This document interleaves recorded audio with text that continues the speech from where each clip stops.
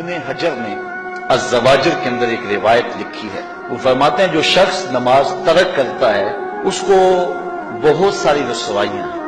وہ کہتے ہیں پہلی بات تو یہ ہے کہ اس کی عمر میں برکت اٹھا لی جاتی ہے. دوسری بات اس کے چہرے سے صالحین کا نور اتار لیا جاتا ہے. تیسری بات وہ کوئی بھی عمل کرے اس کا ثواب نہیں ملتا اسے.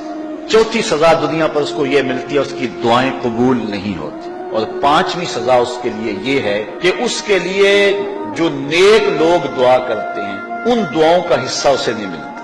مومن نیک سحری وقت اٹھ کے دعا مانگتے ہیں اللہ پوری امت پر کرم کر دے تو یہ بھی امت میں شامل ہے. دعا اللہ والے کی تو قبول ہوئی لیکن اس کا حصہ نیک لوگوں کی دعاؤں سے نکال دیا گیا. یہ دنیا پر اس کو سزائیں ہیں. اور جب وہ مرنے لگتا ہے نزا کے وقت 3 اس کو سزائیں ملتی. ایک تو بھوکا مرتا ہے, دوسرا پیاسا مرتا ہے, تیسرا ذلیل ہو کے مرتا ہے. اور قبر کے اندر اس کو 3 سزائیں ہیں. حضرت امام ابن حجر کہتے ہیں ایک تو اس کی قبر تنگ کر دی جائے گی حتیٰ کہ ادھر والی پسلیاں ادھر اور ادھر والی پسلیاں ادھر. دوسرا اس کی قبر میں آگ ڈالی جائے گی. جو اللہ کی حضور نہیں چھپتا اس کی قبر اس لائق ہے کہ اس میں آگ ڈالی جائے. اور تیسری اس کے اوپر ایک اژدہا مسلط کر دیا جائے گا جس کا نام ہے شجاع الاقرع. اور جب وہ ڈنگ مارے گا تو 70 گز تک وہ شخص زمین میں ڈنس جائے گا اور وہ مسلسل یہ ڈنگ مارتا رہے.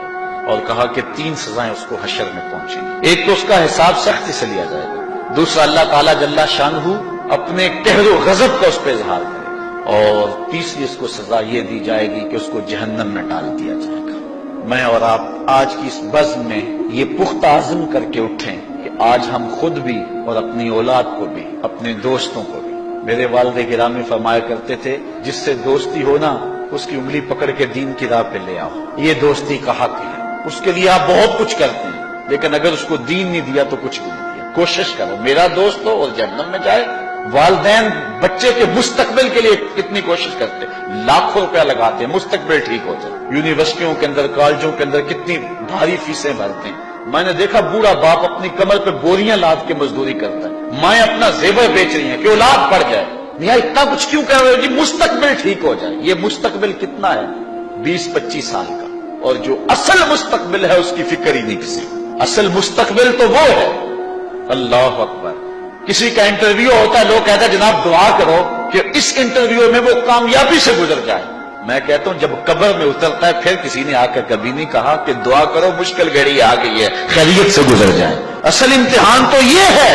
اگر اس امتحان سے گزر گیا تو کامیابی اور بامرادی. یہ تھوڑا سا مستقبل دنیا کا اس کے لیے ہم کتنے پیسے لگا دیتے ہیں.